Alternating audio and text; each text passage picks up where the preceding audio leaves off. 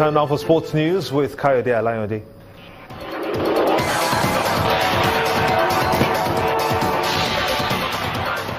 Thank you very much, Gimba. Welcome to Sports News. Rivers United manager Stanley Eguma believes FUS Rabat will be amongst the front-runners for this year's CAF Confederations Cup title.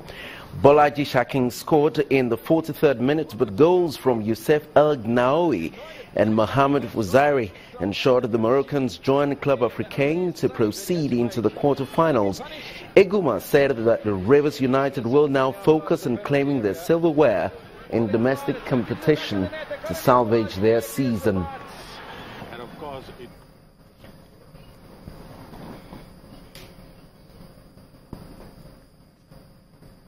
And in tennis, Roger Federer eased into the fourth round at Wimbledon with a 7-6, 6-4 and 6-4 victory over German Miska Verev to stay on course for a record 8th title.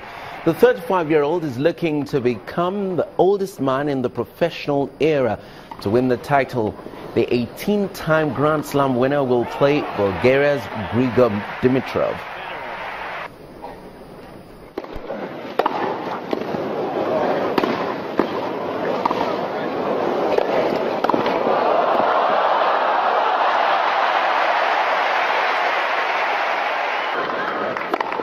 Game, set and match. Federer. 7-6, 6-4, 6-4.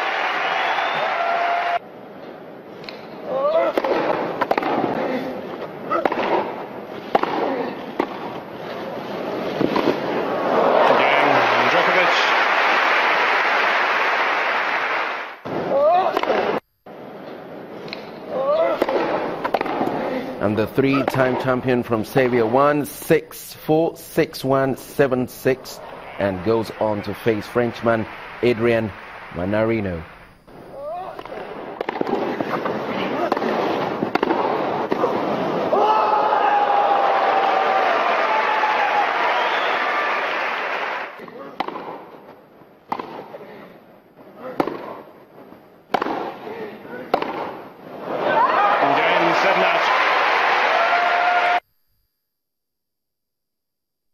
In the meantime, world number one Angelique Kerber survived a scare against American Shelby Rogers to reach the Wimbledon fourth round. The 29-year-old German lost a tight first set before fighting back to win 6-4, 7-6 and 6-4. She will face Spain's Gabine Muguruza on Monday. Poland's Agnieszka Radwanska came back from a set down to beat Switzerland's Timia Baksinski 3-6, 6-4 and 6-1 to reach the fourth round. Radwanska will face Russia's Letana Kuznetsova also on Monday. And that's all in sports news. Gimba Umar is back in just a moment. So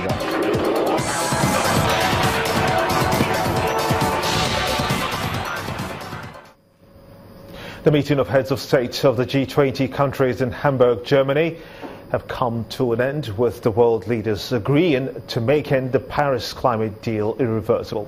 German Chancellor Angela Merkel says that the communiqué has exposed the divide in climate between the United States and other members of the accord.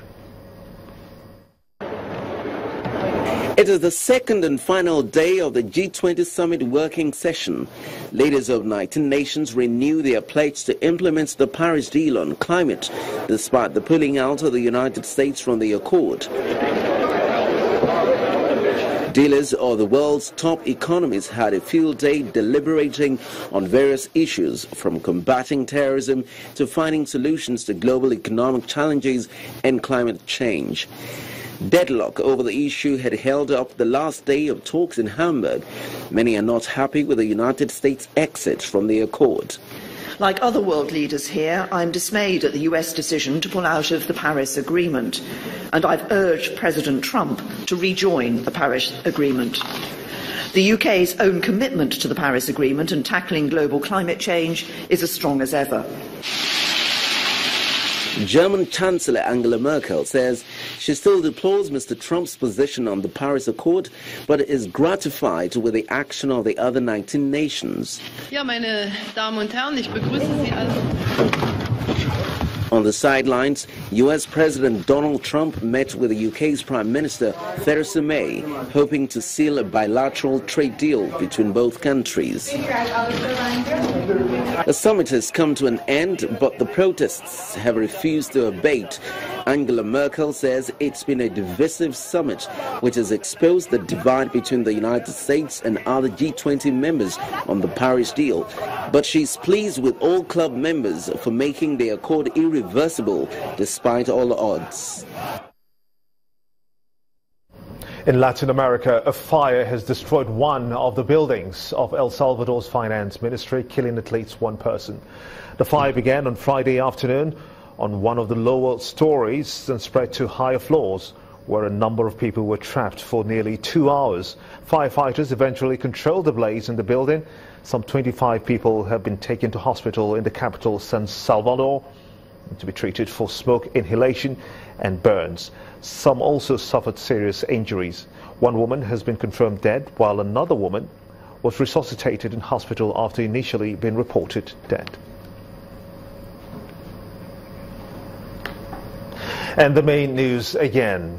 5 people died in the early hours of today from an accident involving a container-carrying truck and a commercial bus in Ojota area of Lagos.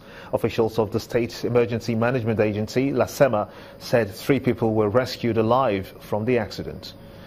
And residents of Lekki and other flood-prone areas today battled through flood waters following the heavy downpour witnessed in Lagos.